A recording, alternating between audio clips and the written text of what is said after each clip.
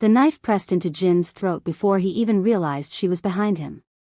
You really thought I didn't notice you following me? Her voice was honey-sweet against his ear, but the blade bit sharp enough to make him freeze mid-breath. 3 blocks, Jin. You followed me for 3 blocks. His hands shot up. Wait, I can explain. Can you? The pressure increased. A warm trickle ran down his neck. Because I'd love to hear what kind of man follows a woman home at 2 in the morning and thinks it's romantic. Sienna, please. Don't say my name like we're friends. She spun him around, and he saw her fully now, illuminated by the single bulb in her apartment hallway. The same girl who'd smiled at him across the club 3 hours ago. The same girl who'd touched his arm and laughed at his jokes. But her eyes were different now. Flat. Empty. You don't know me at all. Jin's back hit the wall. The knife stayed at his throat. His mind raced through every decision that brought him here, every warning sign he'd ignored, every moment he'd mistaken danger for chemistry. But all he could focus on was the smile playing at the corners of her mouth.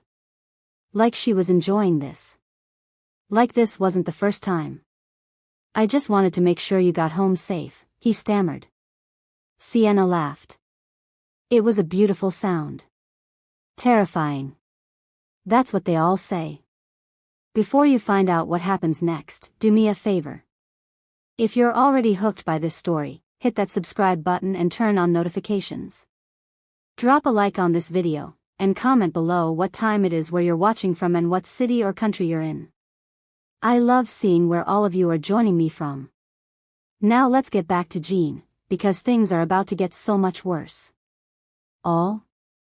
Jin's voice cracked. What do you mean, all? She tilted her head, studying him like a specimen. You're prettier than the last one. I'll give you that. Better bone structure. Her free hand reached up and traced his jawline with one finger. He flinched. Don't move. I haven't decided yet. Decided what? Whether you're worth keeping. She stepped back suddenly, the knife dropping to her side. The door to her apartment stood open behind her. Jin could run. Should run. But his legs wouldn't cooperate, and some sick part of him needed to understand what was happening. Get inside, Sienna said, her tone shifting to something almost conversational. Unless you want Mrs. Chen from 4B to call the cops and make this messy. I'm not going in there. Yes, you are. She wasn't smiling anymore. Because if you run, I'll scream that you tried to assault me. And who do you think the cops will believe? The scared black girl in her own apartment building, or the Asian guy who admits he followed her home from a club? The calculation in her eyes was worse than the knife had been. Jin's stomach dropped. She was right. He'd followed her. He'd made that choice. And now every decision afterward was contaminated by that first terrible one. That's what I thought. Sienna pushed the door open wider. After you. The apartment was cleaner than he expected. Minimalist. A gray couch, a small kitchen area, abstract art on the walls. Nothing that screamed danger. Nothing that explained the woman standing behind him, locking the deadbolt with a decisive click. Sit, she said, gesturing to the couch with the knife. Jin sat. His heart hammered against his ribs. He forced himself to look at her, really look at her. She was small, maybe 5'4" in the heels she'd kicked off by the door. The dress she wore was still the same emerald green that had caught his attention at the club, but she'd pulled her hair back now, revealing the sharp angles of her face. She was beautiful. Objectively, undeniably beautiful. And she was going to kill him. Why are you doing this? He asked. Sienna settled into the chair across from him, the knife resting casually on her thigh. Better question, why did you follow me? I told you. Lie to me again and I'll cut out your tongue. Her voice didn't rise. Didn't need to. The truth, Jin. You owe me that much. He swallowed hard. The truth felt like swallowing glass. You smiled at me. We danced. You told me your name, where you worked, and then you just left. Without giving me your number. Without any way to see you again. So you stalked me.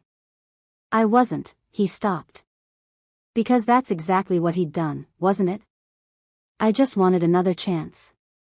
To talk to you. To see if what I felt was real. What you felt. Sienna leaned forward. You felt something in a club, where the lights were low and the music was loud and you'd had 3 whiskey sours. You felt something for a version of me that I performed for you. And you decided that feeling gave you the right to follow me through dark streets. I didn't think of it like that. Of course you didn't. She stood, pacing now. None of you do. You think you're different. Special. You think if I just gave you a chance, I'd see what a good guy you are. She spat the last words. But you know what good guys do? They respect boundaries. They don't follow women home. Jin's hands were shaking. You're right. You're absolutely right. I'm sorry. I'll leave, I'll never contact you again, You'll what? Sienna stopped pacing. You think an apology fixes this? You think sorry makes you safe? What do you want from me? I want you to understand. She moved closer. I want you to feel what it's like. To be followed. To be hunted. To have someone decide they want you and act like your opinion doesn't matter. I never meant. Intent doesn't matter. Her voice finally rose, cracking with something raw. Do you know how many times I've been followed? How many men have decided I looked friendly enough, available enough, exotic enough to pursue? How many times I've had to smile and be polite because saying no might get me hurt? Jean saw it then, beneath the anger. The exhaustion. The fear she'd alchemized into rage. I work double shifts at a hospital, Sienna continued, because my nursing degree means nothing without 3 years of experience nobody will give me. I walk home at night because I can't afford Ubers. I smile at men in clubs because being cold gets you labeled a bitch, and being labeled a bitch gets you targeted. And I am so tired of being prey. So you became a predator instead, Jean whispered. Her smile returned. Sharp as the knife. Now you're getting it. How many? He asked, though he wasn't sure he wanted to know. Does it matter? Yes. Why? Because I need to know if you've already decided to kill me, or if I can still change your mind. Sienna laughed again, but this time it sounded almost genuine. You're smarter than the others. I like that. She sat back down, studying him. 4. You'd be number 5. The apartment suddenly felt airless. Jin's vision tunneled. 4 people. 4 men, she corrected. Men who followed me. Men who thought they deserved access to me. Men who couldn't take a hint. That doesn't justify. I don't need to justify anything to you. Her voice went cold again. You want to judge me? You, who stalked me through the streets. You, who probably would have knocked on my door or waited outside if I hadn't confronted you. I wouldn't have. Wouldn't you? She leaned forward. What was your plan, Jean? Best case scenario, what did you think would happen? He opened his mouth. Closed it. Because he hadn't had a plan, not really. Just a desperate hope that somehow, impossibly, she'd be charmed by the gesture. That movie magic would kick in and his persistence would be rewarded. The silence stretched between them. That's what I thought, Sienna said quietly. Before we continue, I want to know what you're thinking right now. Are you on Jin's side? Sienna's? Do you think he deserves what's happening? Drop your thoughts in the comments. And if you're new here, this is what we do, complex stories with complex characters. No easy answers. Just real emotion and real consequences. Now let's see if Jean makes it out of this apartment alive. What happened to you? Jean asked finally. To make you like this? Don't. Her jaw tightened. Don't try to find the trauma that explains me. I'm not a puzzle for you to solve. Everyone has a reason. My reason is that I'm tired of being afraid. She stood abruptly. My reason is that I was followed home when I was 19 and he waited outside my dorm for 3 hours. My reason is that I was polite to a customer at work and he showed up every single day for 2 months until I had to quit. My reason is that I said no to a date and got called a stuck-up bitch who thought I was too good for a nice guy. Her chest heaved. My reason is that the world taught me I was prey, so I decided to bite back. And the men you killed? Jin's voice was barely audible. Did they all deserve it? Deserve. Sienna rolled the word around her mouth like she was tasting it. What does deserve mean? The first one had a wife. Did you know that? He followed me home, tried to force his way into my apartment, and when I fought back and he hit his head, I found a wedding ring in his pocket. Was I supposed to feel bad? You said he hit his head. That sounds like self-defense. It was. Her eyes met his. At first. But then I realized something. Nobody came looking for him. Nobody cared. And I felt free. For the first time in years, I felt powerful instead of powerless. So you did it again. The second one tried to drug my drink at a bar. I saw him do it. Followed him outside. Asked him why. She smiled at the memory. He said I should be grateful someone wanted me. So I made sure he'd never want anyone again. Jin's stomach churned. And the others? Does it matter? They're gone. The world is safer without them. She paused. Or maybe it's not. Maybe I'm just another monster. But at least I'm a monster who fights back. Sienna. Don't say my name like that. Like you care. Like we're having some deep connection. She moved toward him again, the knife rising. You don't get to be the good guy who saves the broken girl. This isn't that story. Then what story is it? The one where you learn that actions have consequences. The blade touched his chest, right over his heart. You followed me. You made a choice. Now I'm making one. Jin's mind raced. He could try to fight, but she had the weapon and the element of surprise. He could plead, but something told him begging would only disgust her more. So he did the only thing he could think of. He told the truth. My sister was stalked, he said quietly. Sienna's hand stilled. What? In college. A guy from her study group became obsessed with her. Started showing up places she'd be. Sent her gifts. Love letters. His voice cracked. She told campus security. They said they couldn't do anything unless he threatened her. So she tried to handle it herself. Told him directly to stop. What happened? He broke into her apartment and beat her so badly she was in the hospital for 2 weeks. Jean felt tears burning his eyes. She dropped out. Moved back home. She still flinches when someone knocks on her door. Sienna's expression flickered. Something almost like recognition. Then why would you follow me? Why would you become the thing that hurt her?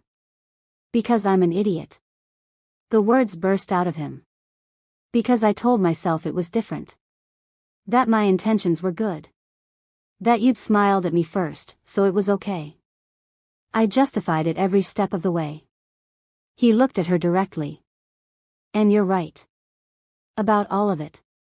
I don't deserve your sympathy. I became the monster I swore I hated. The knife lowered slightly. But killing me won't fix it, Jean continued. It won't undo what happened to you, or what happened to my sister, or what happened to any of the women who've been hunted by men who thought they were owed something. It'll just be more violence. More blood. Pretty speech. But Sienna's voice was quieter now. You practice that? No. I don't want to die. And I think, maybe, you don't really want to be a killer. You don't know what I want. You're right. I don't. Jean slowly lowered his hands. But I know you're not holding that knife as steady as you were 5 minutes ago. And I know you've been talking to me for 20 minutes instead of just doing it. So maybe part of you is looking for a reason not to. Sienna was silent for a long moment. Then she laughed, sharp and bitter. You think you're special? You think your sob story about your sister makes you different? No. I think it makes me exactly the same as every other man who's justified his bad behavior. The only difference is I'm admitting it.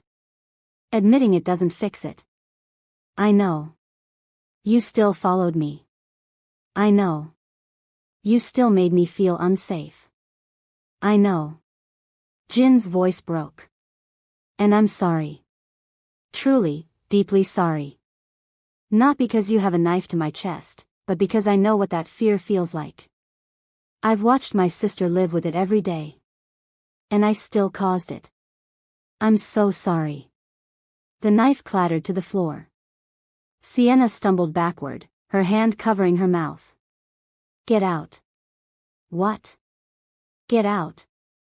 Her voice was ragged. Before I change my mind. Before I remember why I brought you up here. Jean stood slowly, his legs unsteady. He moved toward the door, then paused. The 4 men you killed. Don't. Were they like me? Or were they worse? Sienna's eyes were wet now, her carefully constructed armor cracking. Does it matter? Dead is dead. It matters to me. Why? Because I need to know if you're a monster, or if you're just someone the world turned into one. She looked at him for a long moment. The first was self-defense. I told you that. The second, maybe that was justice. But the third? Her voice dropped to a whisper. He was just a drunk guy who asked for my number twice. And the fourth was someone who bumped into me on the street and apologized too many times. They didn't deserve to die. I couldn't stop. Jin's hand was on the doorknob now. You need help. I need you to leave. Sienna. I said leave. She snatched the knife from the floor, but her hands were shaking so hard she could barely hold it. Before you become number 5. Before I prove to both of us that I really am the monster. He unlocked the deadbolt. Pulled the door open. Freedom was 3 steps away. Jean. Her voice stopped him. If you call the cops, I'll tell them you tried to assault me. Your word against mine. And we both know how that ends. I won't call them. Why not? Because I don't think prison will help you. I think it'll just finish breaking what's already cracked. He met her eyes one last time. But you can't keep doing this. You know that, right? Get out. He stepped into the hallway. The door slammed behind him. Jean stood there for a moment, his entire body trembling. Then his legs gave out and he slid down the wall, gasping for air. He'd almost died. Should have died. Would have died if he hadn't said exactly the right thing at exactly the right moment. Or if Sienna hadn't wanted an excuse to let him go. He pulled out his phone with shaking hands. Pulled up his sister's number. Typed out a message. I'm sorry. For not understanding. For not really getting it until now. I love you, *. He hit send, then deleted Sienna's workplace from his search history. Deleted everything. He was halfway down the stairs when he heard the scream. It came from above, from Sienna's apartment. Not a scream of rage or pain, but something worse. Something that sounded like anguish, like a soul tearing itself apart. Jean froze. Every instinct screamed at him to run. To get as far from this building as possible and never look back. But the screaming continued, raw and broken. He thought about his sister. About all the times she'd needed help and been ignored. About all the people who'd chosen their own comfort over her safety. Damn it, he whispered. He climbed back up the stairs. The door was unlocked now. He pushed it open slowly. Sienna was on the floor, the knife beside her, her knees pulled to her chest. She was rocking back and forth, making sounds that weren't quite words. Sienna? Her head snapped up. Mascara tracked down her face. Why are you here? Why didn't you leave? I heard you screaming. So? She laughed, the sound edged with hysteria. Come back to finish me? Call the cops after all? Be the hero? No. Jean stayed in the doorway. I came back because I think you need help. Real help. I don't need anything from you. Probably not. But I'm offering anyway. He took a careful step inside. My sister, after what happened to her, she found a therapist. Someone who specialized in trauma. It took 2 years, but she's better now. Not fixed, but better. I can't afford therapy. There are free clinics. Support groups. For serial killers? Her voice was bitter. Is there a support group for women who snapped and started murdering men? A 12-step program for rage? For people with PTSD. For survivors of assault. For anyone who's been made to feel powerless. Jean crouched down, still keeping his distance. You're not the first person to hurt others because you were hurt. You won't be the last. But you can be the one who stops. If you're still watching this, if you're as hooked as I think you are, do me a favor and hit that subscribe button for part 2. Because what happens next changes everything. Trust me, you won't want to miss it.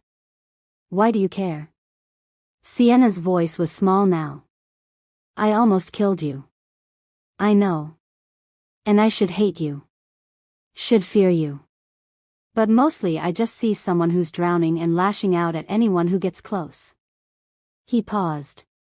My sister almost killed herself. Did I mention that? 3 months after the attack. I found her in the bathtub. Sienna flinched. She lived, obviously. Got help. But I remember what she looked like that night. The emptiness in her eyes.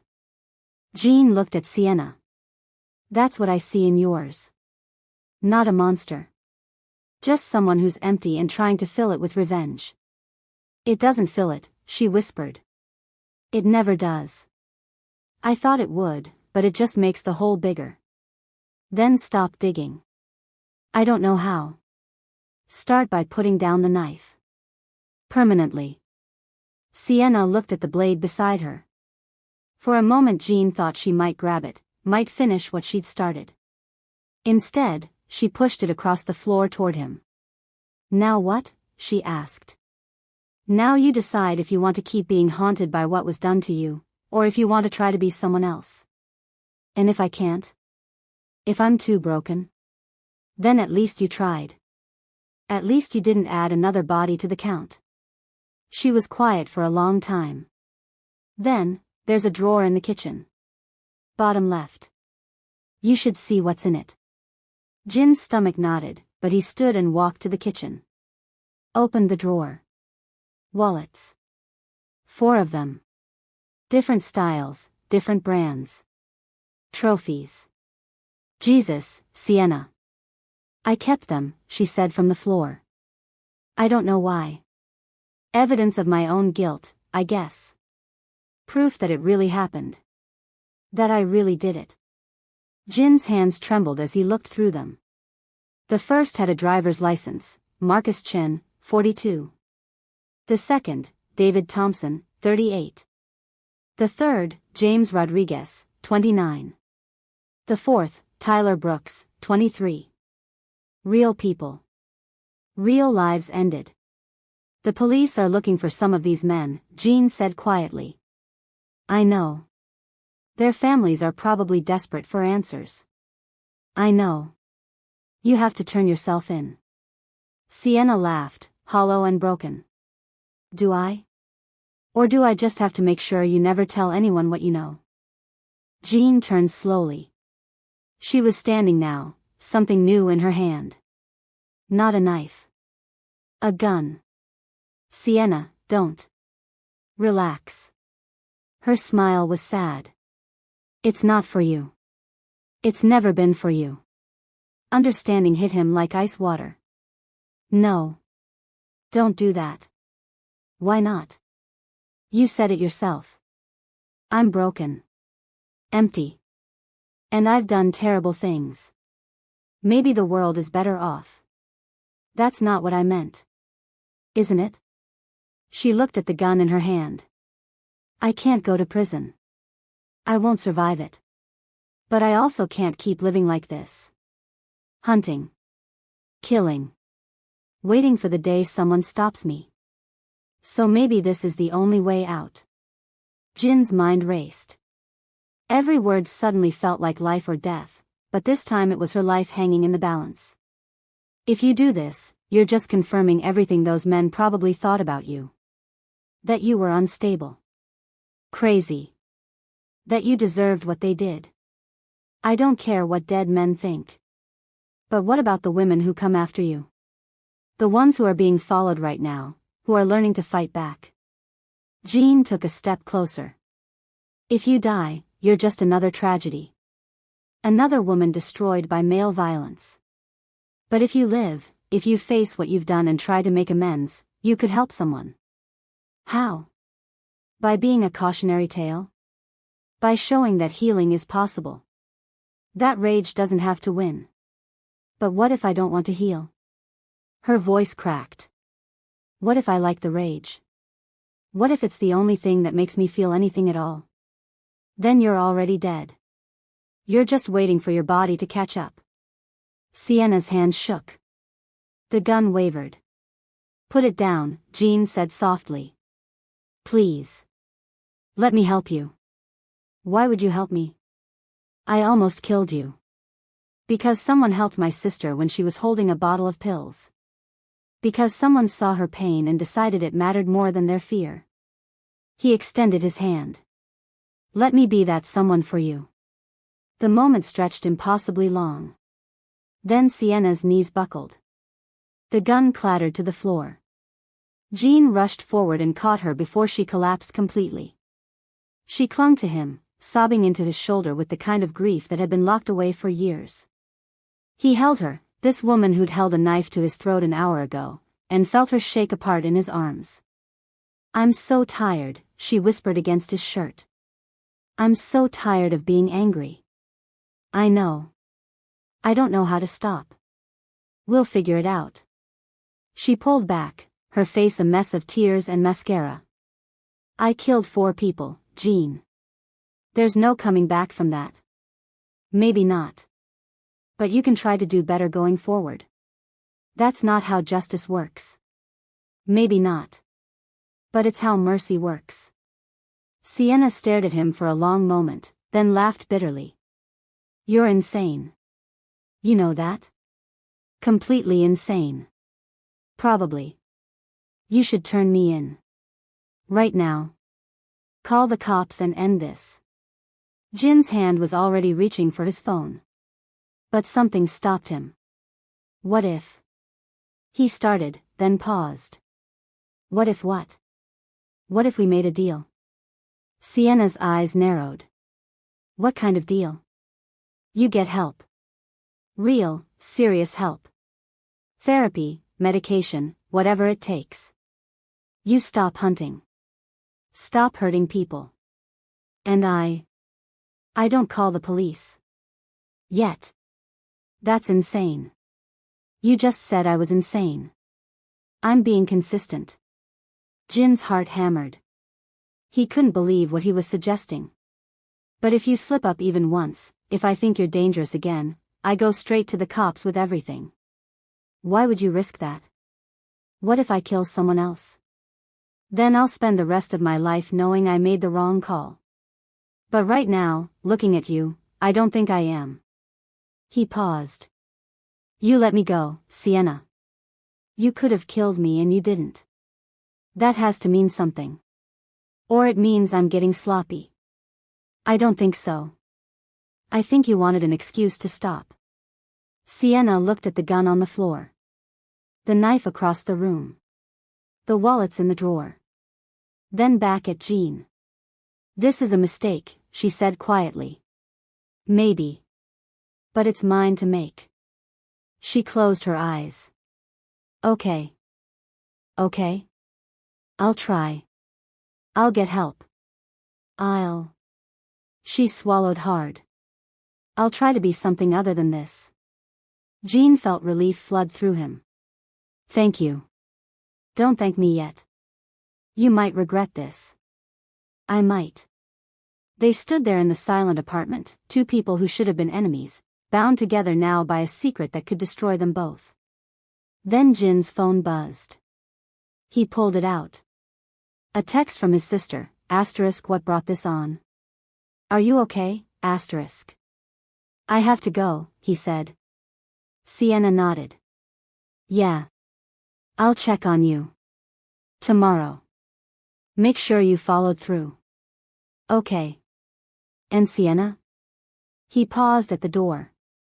If you feel yourself slipping, if you feel the urge to hunt again, you call me. Not someone else.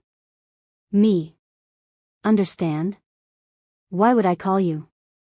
Because I'm the only person who knows what you are and hasn't run away yet. Because maybe that means I'm the only person who can talk you down. He met her eyes. Promise me. After a long moment, she nodded. I promise. Jean left for the second time that night. This time, the door closed softly behind him. He made it to the street before the shaking started again. Before the reality of what he'd just done hit him fully. He'd made a deal with a serial killer. He'd agreed to protect her secret. He'd chosen mercy over justice, compassion over safety. His sister would think he was insane. She'd probably be right. Jean pulled out his phone again, searching for therapists who specialized in trauma. He'd need to find someone good. Someone who could handle what Sienna had done and what she'd been through. He was so focused on his phone that he almost didn't hear the footsteps behind him. Almost. He spun around, his heart in his throat. A man stood there. Older, maybe 50s, in a dark jacket. Sorry, the man said, holding up his hands. Didn't mean to startle you. I'm looking for apartment 4C. Girl named Sienna lives there. Every muscle in Jin's body tensed. Why? Just want to talk to her. We're old friends. But his smile was wrong. Too wide. Too familiar. Jean had seen that kind of smile before. In the mirror, earlier tonight, when he'd convinced himself following Sienna was romantic. She's not home, Jean lied. That's okay. I can wait. The man moved toward the building entrance. I've waited before. I'm patient. Jin's mind raced. He could let it go. Walk away. He'd done his part for the night. But then he thought about Sienna, alone in her apartment, trying to piece herself back together. Thought about what might happen if this man found her. What she might do if she felt hunted again. The cycle would start over. Actually, Jean heard himself say, I just remembered. She's out of town. Visiting family. Won't be back for weeks. The man's eyes narrowed. And you know this how? I'm her neighbor. Funny. She never mentioned a neighbor. Yeah, well, she doesn't mention a lot of things. Jean held the man's gaze. Maybe you should take the hint and move on. The man's smile disappeared. Maybe you should mind your own business. Maybe I should call the cops and report a suspicious person lurking outside a woman's apartment. They stared at each other. The street was empty at this hour. No witnesses. No backup. Just two men and the unspoken threat hanging between them. Finally, the man stepped back. Tell Sienna that Marcus says hello. She'll remember me. Then he walked away, disappearing into the shadows between streetlights. Jean stood there, his phone clutched in his hand, watching until he was sure the man was really gone. Marcus. Marcus Chen. Age 42. The first wallet in Sienna's drawer. Jin's blood went cold. He pulled out his phone and called up to Sienna's apartment. She answered on the third ring. Jean. What? The first man you killed. Marcus Chen. Tell me exactly what happened. Why? What's going on?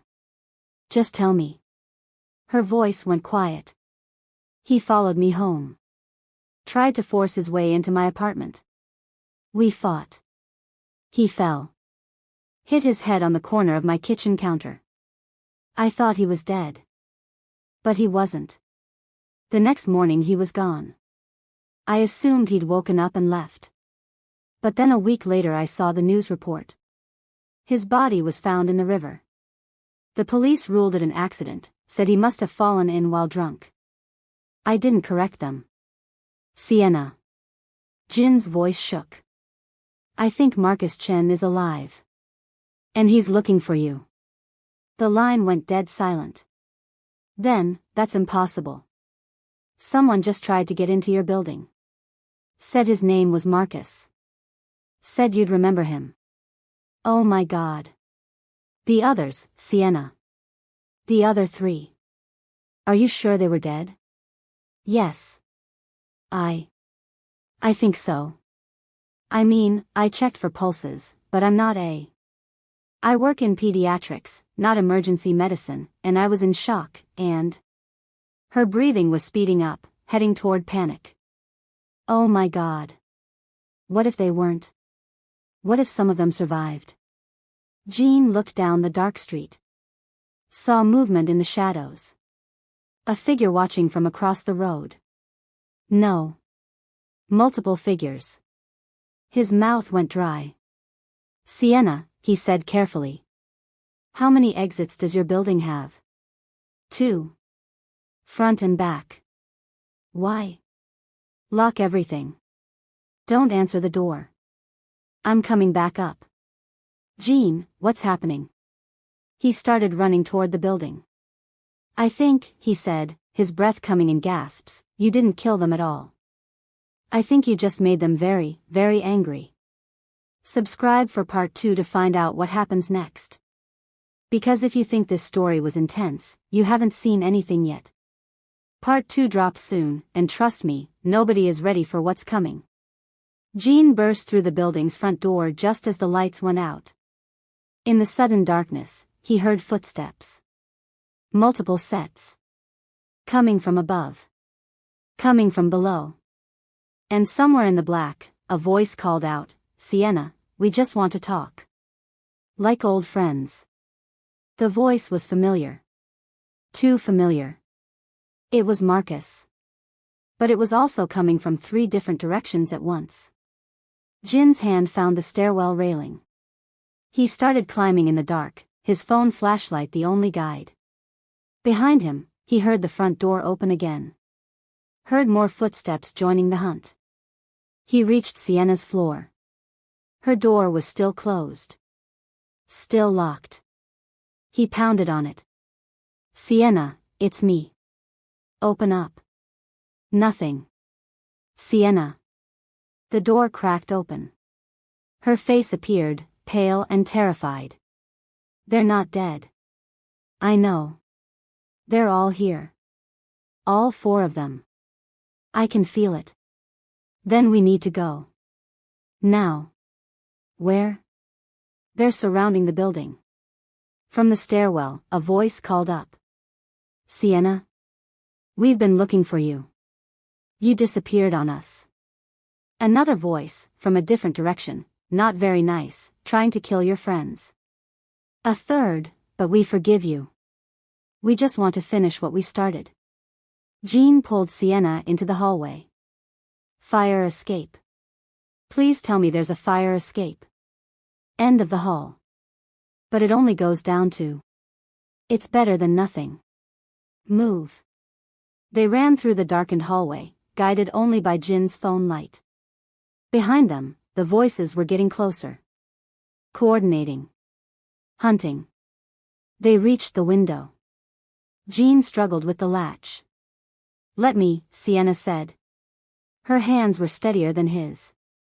She popped it open, climbed out onto the metal platform. Jean followed. They were 2 stories up. The alley below was dark and empty. Or at least it looked empty. There's a ladder, Sienna whispered. But it's stuck. Hasn't been used in years. Jean kicked at it. Nothing. Kicked harder. The window behind them slid open. A man climbed through. Average height, average build. In the darkness, Jean couldn't make out his features. But his voice was distinctive. Sienna. After all this time. Marcus, she breathed. Not just Marcus. Another figure appeared at the window. David too. Remember David? This isn't possible, Sienna said. You were dead. Both of you. I checked. You checked poorly, Marcus said. Turns out, we're harder to kill than you thought. Jean kicked the ladder again. It groaned but didn't budge. A third man appeared. Room for one more? James, Sienna whispered. Oh my God. All your greatest hits, James said with a smile. Back for an encore. Jin's mind raced through options. They were trapped. 3 men behind them, a rusted ladder below them, and no help coming. What do you want? He asked, buying time. What do we want? Marcus laughed. That's a good question. What do you think we want, Sienna? She was shaking now, pressed against the railing. I'm sorry. I was scared. I didn't mean to. Oh, you meant it. David's voice was cold. You looked me in the eye while you did it. While you wrapped your hands around my throat and squeezed. Because you tried to drug me. I tried to help you relax. There's a difference. Jin's stomach turned. She said no. That's all the difference that matters. And who are you? Marcus turned his attention to Jean for the first time. New boyfriend? New victim? Neither. Just someone who's not going to let you hurt her. Noble, James said. Stupid, but noble. The 3 men stepped forward in unison. Jean made his decision. He grabbed Sienna's hand, climbed onto the railing, and jumped. They fell into darkness, and the only sound was Sienna's scream cutting through the night air. But the scream wasn't one of fear. It was rage. And in that moment, Jean realized his mistake. He hadn't saved her from the monsters. He'd just helped her become one. To be continued.